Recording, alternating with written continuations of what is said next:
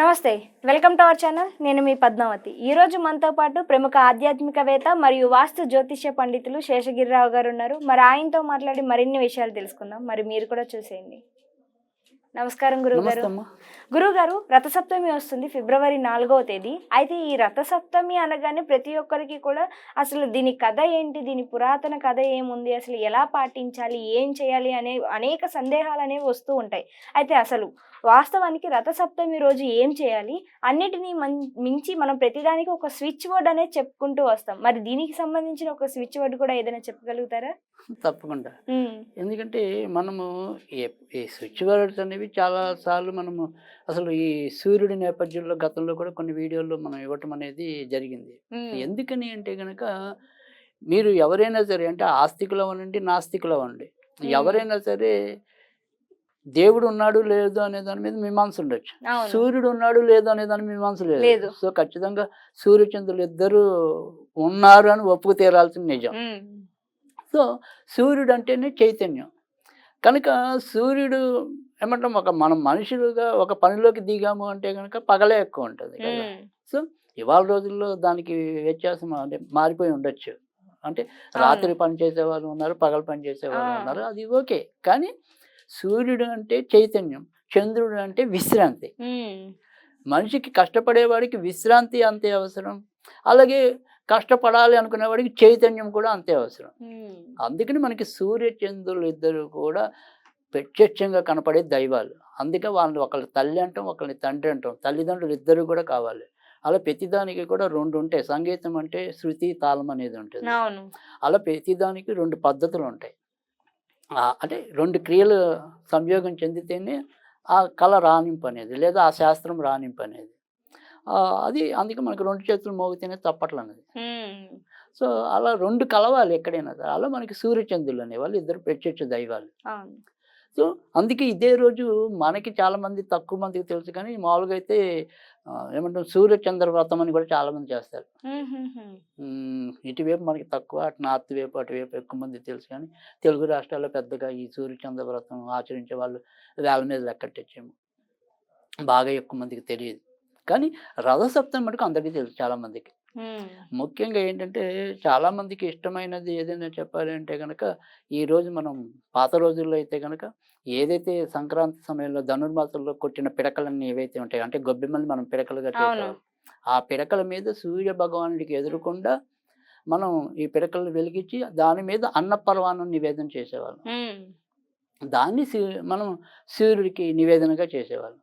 నిజంగా అలాగా ఈ గ్యాస్ స్టవ్ల మీద కానీ, కరెంటు కుక్కల మీద కానీ, వాటి మీద కూడా పెట్టకుండా ఇలా నిజంగా గ్రామీణ ప్రాంతాల్లో కానీ ఇలా ఈ పిడకలు ఇలా వీటి మీద ఉడికిచ్చి చేసిన ఈ అన్నపర్వాణానికి ఇలా యాంత్రికంగా చేసిన వాటికి చాలా తేడా ఉంటుంది. బాబా అసలు ఆ రుచి అనేది ఏంటి తేడా అంటారు? అసలు ఆ రుచి కనుక మీరు చూసినట్టయితే కనుక అబ్బా మళ్ళీ మళ్ళీ తినాలనుకుంటే అసలు అది ఆ రథసప్తమి నాడు మనం చేసే పరవాన్నం రుచి అనేది మనం వర్ణించలేం. అమ్మ ప్రేమకి మనం ఎలా కట్టలేమో, ఈ పిడకల మీద సహజసిద్ధంగా వండి ఈ సహజసిద్ధంగా వండి నివేదన చేసిన అన్నపర్వాణం రుచికి అంతే వెల కట్టలేం. అంత విలువైనది, మధురమైనది. సో అది ఆ రుచిని ఆస్వాదించిన వాళ్ళకి తెలుస్తుంది. ఇప్పుడు మనం ఎలాగో ఈ వాస్తు ప్రకారము తూర్పు అభిముఖంగానే ఎక్కువ మంది ఇళ్లలో వంట అనేది ఉంటుంది. కనుక తూర్పుకి అభిముఖంగా మనం వంట చేసే కారణం కూడా అదే. వండిన పదార్థాలన్నీ కూడా సూర్యుడి నివేదనగా అనుకోండి. నిజానికి ఏంటంటే సూర్యుడు లేకుండా మనిషి జీవితం లేదు. అందుకని ఆరోగ్యం భాస్కరాది విచ్చేత్ అన్నారు. అంటే ఏదైనా సరే మనకి ఆరోగ్యం కావాలి అంటే అది సూర్యుడి వల్లే వస్తుంది. అందుకని ముందు రోజుల్లోనే మన వాళ్ళు పెద్దవాళ్ళు గమనించి ఆరోగ్యమే మహాభాగ్యం అన్నారు. ఈరోజు మనం ఏంటి, సూర్యరశ్మికి తక్కువైపోయాం. అందుకని ప్రతి ఒక్క వ్యక్తికి కూడా డి విటమిన్ అనేది ఇవాళ రోజుల్లో తక్కువ అవుతుంది ఈ మధ్య కాలంలో. ఎందుకని మనం సహజసిద్ధంగా సూర్యరశ్మిని గ్రహించలేకపోతున్నాం. మీకు అప్పుడే పుట్టిన శిశువులకు వాళ్ళకి కొద్ది నెలలు వచ్చేదాకా సూర్యకిరణాలకు ఎదురకుండా కొంతసేపు నిలబట్టి తీసుకురండి అని చెప్పి మనకి ఇవాళ డాక్టర్లు చూసిస్తున్నారు. అందుకే నేను అనేది అదే, మనకు ఏదైనా సరే ఆస్తికత్వం నాస్తికత్వాన్ని పక్కన పెడితే గనక సూర్యుడి కంటికి కనిపించే దైవం. అందుకే ఆయన సూర్య భగవానుడు అన్నాం మనం. తర్వాత రెండోది ఏంటంటే సూర్య ఆరాధన అనేది మనకి రసత్వం కాదు, ప్రతి నెల కూడా ఉంటుంది. అంటే ప్రతి నెలలో సూర్యుడు సంక్రమించిన రోజు సంక్రాంతి అవుతుంది మనకి. అవును. ఒక సంక్రాంతి కాదు, 12 సంక్రాంతులు ఉన్నాయి, 12 రకాల సూర్యులు ఉన్నారు. హుహుహు. సో ఇప్పుడు మనకి ఈ నెలలో వచ్చే సూర్యుడు ఏదైతే ఉందో దాన్ని పూషాదిత్యుడు అంటారు. పూషాదిత్యుడు. ఇప్పుడు మనకి కుంభంలోకి వస్తుంది, 12వ తారీఖు మకరం నుంచి కుంభరాశిలోకి ప్రవేశిస్తాడు సూర్యుడు. ఇప్పుడు ప్రస్తుతం నడుస్తుంది భగాదిత్యుడు, బగు. ఓకే. ఈయన రూపం వెళ్ళి పూషాదిత్యుడు వస్తాడు. అలా 12 ద్వాదశ ఆదిత్యుల్ని మనం పూజించడం అనేది. సో అలాగే ఈయన సప్తస్వ రథమారుడు, అంటే 7 రకాల గుర్రాలని అధిరోహించడం. అందులో ఒక గుర్రం అనేది కాలం అయితే గనక మిగతా 6 గుర్రాలు ఋతువులు అనేది 6 ఋతువులు. ఓకే. అందుకని కాలాన్ని పరిపాలించేవాడు, కాలాన్ని సంచరించేవాడు, కాలం మొత్తం చుట్టూ పరుగులు తీసేవాడు సూర్యుడు. కనుక సూర్యుని ఆరాధించడం అనేది మన అందరికీ ఉన్న ఏమంటాం సంప్రదాయం, విస్మరించలేనిది. తర్వాత రెండోది ఏంటంటే మీరు కనుక మెయిన్ మనకి రసత్వం ఎక్కడి నుంచి బిగిన్ అవుతుంది, మొదట 7 జిల్లేడాకులతో కానీ 7 చిక్కుడాకులతో కానీ వాటి మీద రేగు పళ్ళు పెట్టుకుని మనం స్నానం చేయడంతో ప్రారంభమవుతుంది. సో ఇక్కడ 7 ఆకులు అనేది ఏంటి, 7 జిల్లేడాకులు ఉంటే జిల్లేడాకులు, ఒకవేళ దొరకని వాళ్ళు 7 చిక్కుడాకులు, తర్వాత రేగుపళ్ళు, ఇలా 7 ఆకులు అనేది చెప్పారు యాక్చువల్. అంటే 7 ఆకులు అనేది ఏంటంటే 7 జన్మల పాపాలు తొలగించబడతాయి అని. తర్వాత మనిషికి ఏంటంటే 7 రకాల చక్రాలు ఉంటాయి అని చెప్పారు. అంటే షట్చక్రాలుగా కొంతమంది చెప్తారు, కానీ అసలు మామూలుగా అయితే 7 చక్రాలు ఉంటాయి మనకి, సప్త చక్రాలు అని. సో ఈ సప్త చక్రాల ఉద్దీపన కోసం కూడా ఈ సూర్యకిరణాలన్నీ కూడా ఇప్పుడుండే ఈ పౌష్యమాసం ధనుర్మాసం నుంచి కూడా ఎక్కువగా రేగపళ్ళలోను, చిక్కుడాకుల్లోను, తర్వాత వచ్చేప్పటికి జిల్లేడాకుల్లోను.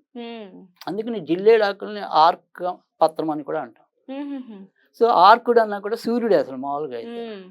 అందుకని ఈ జిల్లేడాకులకి అంత ప్రాధాన్యత ఉంది. అందుకని వీటిల్లో ఇప్పుడు ఈ సూర్యశక్తి కొలువై ఉంటుంది కాబట్టి మనము అంత క్రితం నెలలో అంటే కొద్ది రోజుల ముందు భోగి చేసుకున్నాం పిల్లల కోసం. అవును, అంటే రేగుపల్లి పోయటమే. అవును, రేగుపల్లి పోస్తారు. అందుకని రేగుపల్లిలో కూడా ఇప్పుడు ప్రస్తుతం సూర్యకిరణాలు కొలువై ఉంటాయని చెప్పి, సో పిల్లలకి ఆయుర ఆరోగ్యాలు లభించాలని చెప్పి మనం చేసాం. ఇప్పుడు రథసప్తమి నాడు ఏంటంటే పిల్లలే కాదు మనందరం కూడా బాగుండడం కోసం ఇప్పుడు చేస్తున్నాం ఇవే చిక్కుడాకులు ఉపయోగించుకుని.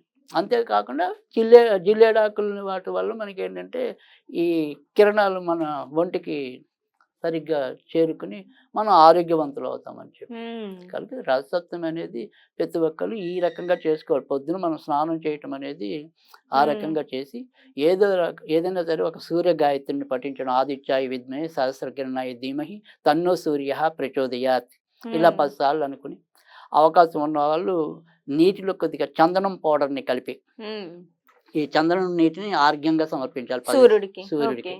అలా 10 సార్లు సమర్పించి ఆ తర్వాత మనం ఏదైనా ఇందాక చెప్పుకున్నట్టు ఈ ఏమంటాం నివేదన, అన్నపరమాన్నం నివేదన అనేది చేసి పూజ చేసుకోవచ్చు. అంటే వీలుంటే ప్రతి ఒక్కరు కూడా ఏదైతే ఉందో పిడకల మీద చేయడానికి, పిడకల మీద ఇవాళ మనకు వచ్చేప్పటికి ఏంటంటే కొన్ని స్టవ్ల మీద చేస్తున్నాం, ఎక్కడో కొద్ది మంది మాత్రమే.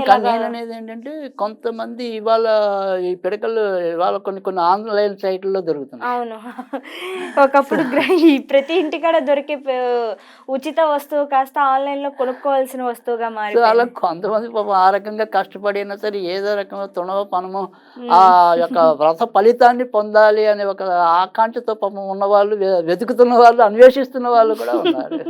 సో అందుకని ఇక్కడ ఏంటంటే ఎవరి శ్రద్ధ ఎవరి భక్తి వాటి మీద ఇవి ముడిపడి ఉంటాయి. కానీ మనం అనుకునేది ఏంటంటే సరే ఎవరికి నిజంగా అయితే పిడకల మీద ఉడికించి తినటం అనేది చాలా శ్రేష్టము, రుచికరము.